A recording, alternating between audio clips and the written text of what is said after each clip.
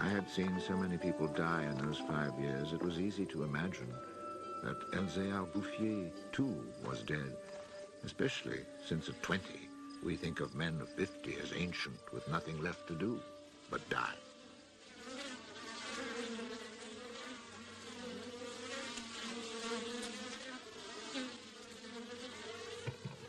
He was not dead.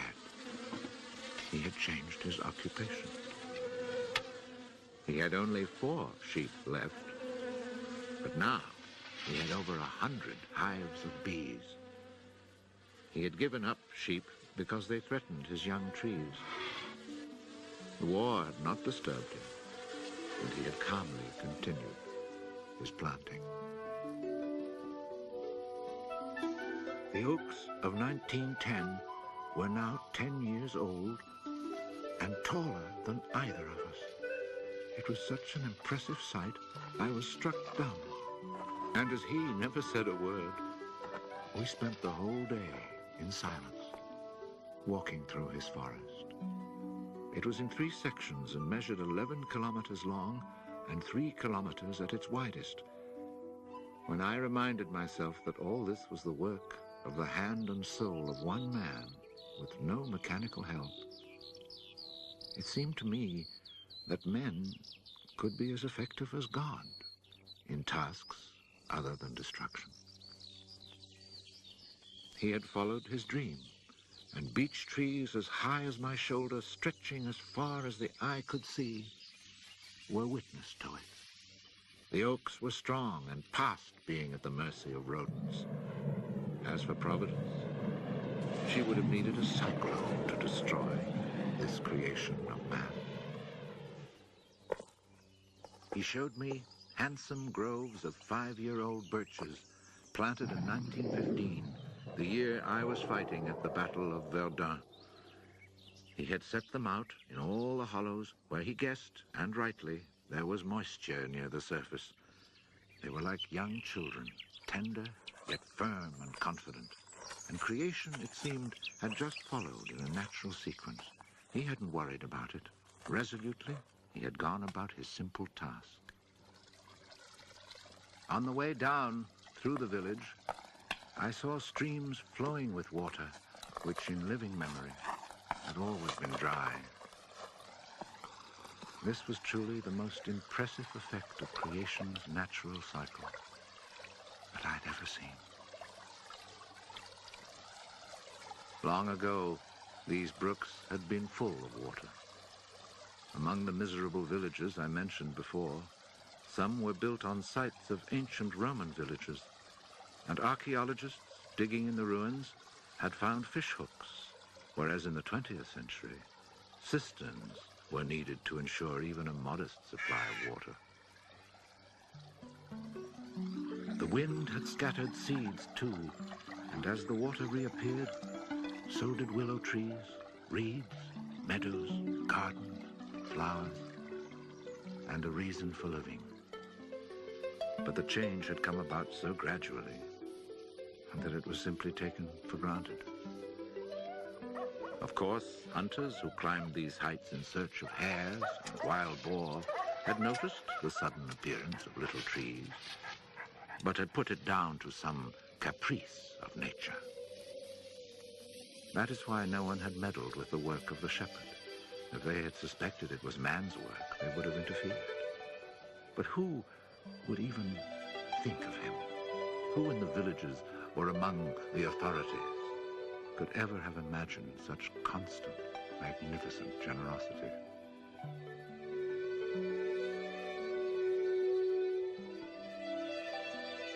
Each year from 1920 on, I paid a visit to Elzéar Bouffier.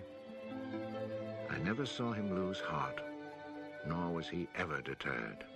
And often, God knows, it must have seemed that heaven itself was against him. I never tried to imagine his frustrations, but to achieve such an end, he must have had to overcome many obstacles. For such passion to succeed, he must surely have fought and conquered despair. We must remember that this exceptional man had worked in utter solitude. solitude so complete that towards the end of his life, he had lost the habit of speech. Oh, perhaps he saw no need for it. In 1933, he was visited by an astonished forester who notified him of an order that lighting fires outdoors was forbidden for fear of endangering this natural forest. It was the first time the forester told him naively that he had ever seen a forest grow of its own accord. In 1935, a whole delegation from the authorities arrived to look at the natural forest. There was a high-ranking official from the forestry department, an elected member of parliament, technical experts, and there was a great deal of talk. It was decided that something must be done. Fortunately, nobody did anything except for the one good thing. The forest was placed under government protection and charcoal burning was prohibited. For it was really quite impossible not to be enchanted by the beauty of these young, healthy trees. And they had even managed to cast their spell over the Member of Parliament.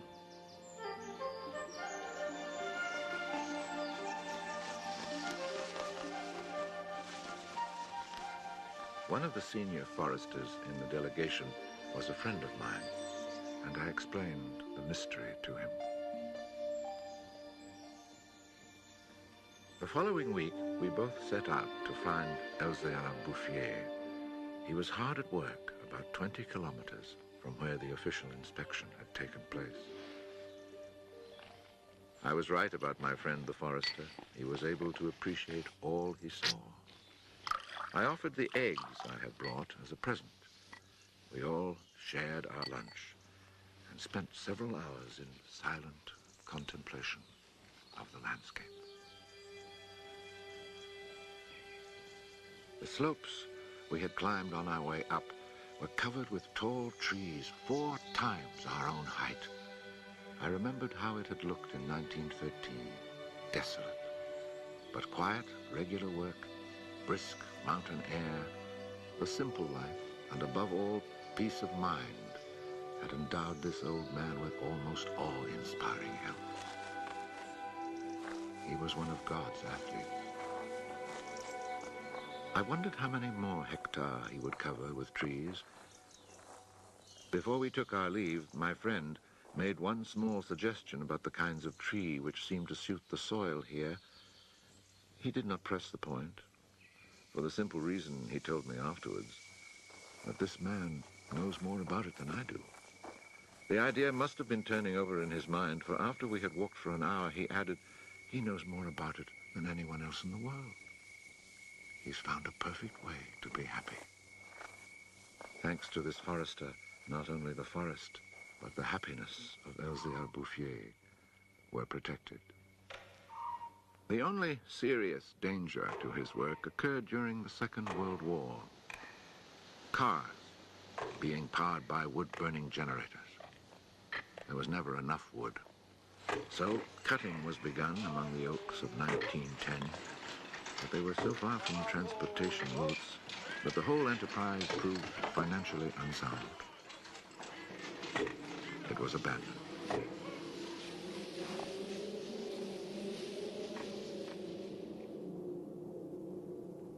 The shepherd knew nothing of all this.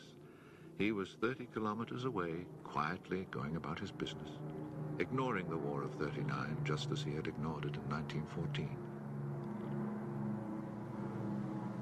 I saw Elzéar Bouffier for the last time in June 1945. He was then 87. Again I had set out on the road to those barren moors. But now, in spite of the dislocation left behind by the war, there was a bus which ran from the Durance Valley up into the mountains. I decided it must be because of this relatively speedy means of transport that I could not recognize the places where my walks used to lead me. It took the name of a village to reassure me that I really was in that region that had once been desolate and abandoned.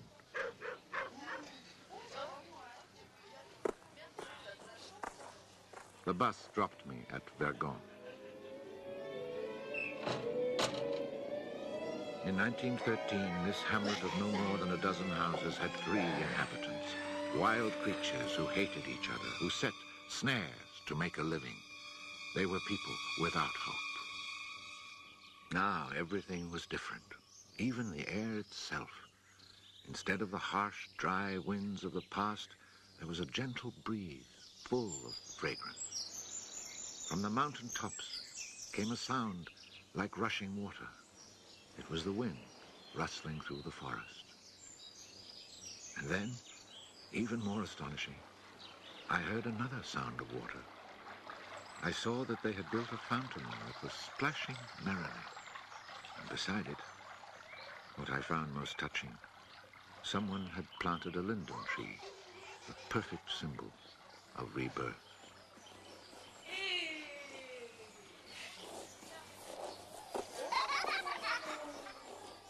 Moreover, Vergon showed signs of the kind of labor that only hope can inspire. So hope had been restored. Ruins had been cleared and crumbling walls torn down. The new houses, freshly rough-cast, stood in kitchen gardens where flowers and vegetables grew in orderly confusion. Roses and cabbages, snapdragons and leeks, celery and anemones. It had become a place where one would want to live. From this point, I continued on foot. The war had not been over long enough for life to reach full bloom, but Lazarus had emerged from the tomb. On the lower slopes of the mountain, I could see small fields of young barley and rye, and down in the narrow valleys, the meadows were green.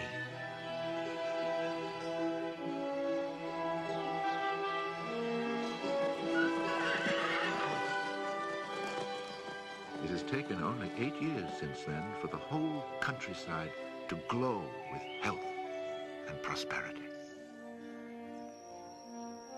Where I had seen ruins in 1913, there now stand clean, freshly plastered farmhouses, evidence of happy, comfortable lives. Dry springs fed by snows and rains, now conserved by the forest, have begun to flow again. In the maple groves, each farm has its fountain brimming over onto carpets of fresh mint. Bit by bit, the villages have been rebuilt. People have come to settle from down in the plains where land is expensive. They have brought youth, life, and the spirit of adventure. On the roads, one meets people glowing with health, and boys and girls laughing as they enjoy their rustic pleasures.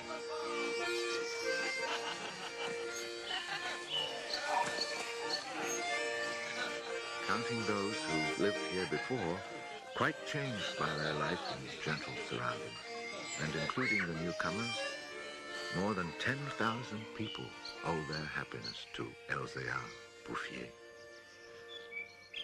When I think that one man, one body, and one spirit was enough to turn a desert into the land of Canaan, I find after all that a man's destiny can be truly wonderful. But when I consider the passionate determination, the unfailing generosity of spirit it took to achieve this end, I'm filled with admiration for this old, unlearned peasant who was able to complete a task worthy of God. Elzéar Bouffier died peacefully in Banon in 1947.